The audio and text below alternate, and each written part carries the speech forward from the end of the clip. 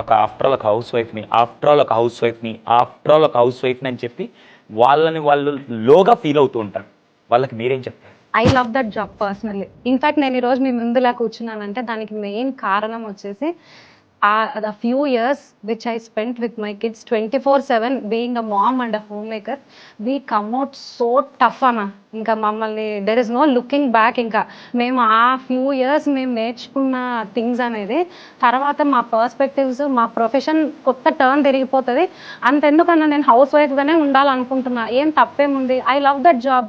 నాకు ఆ జాబ్ అంటే ఇష్టం. That is not an easy job, but ఇష్టంగా చేస్తున్నాను. మిగతా వాళ్ళు ఎవరేమనుకుంటే మనకేంటి, మనం ఇష్టంగా చేసుకుంటున్నాము అంత అనేవాళ్ళు ఎన్నైనా అంటూనే ఉంటారు. But what does it take to be a house wife అనేది ఒక హౌస్ వైఫ్కే తెలుసు. And it is not at all an easy job. కేవలం జాబ్ అయినా సరే 6-7 గంటలు పనిచేస్తాను తప్ప 24/7 ప్రొఫెషన్లో ఉండేది ఒకరెవరన్నా ఉంటే, కాకుంటే అన్పెయిడ్ రెస్పెక్ట్ ఉండదు అని చాలామంది ఫీల్ అవుతారు. కానీ గుర్తించాల్సింది మాత్రం ఒక భర్త, పిల్లలు వాళ్ళు గుర్తిస్తే ఆ హౌస్ వైఫ్ పొజిషన్ ఎప్పటికీ ఒక నోబెల్ ప్రొఫెషన్గా నేను భావిస్తాను. 100%.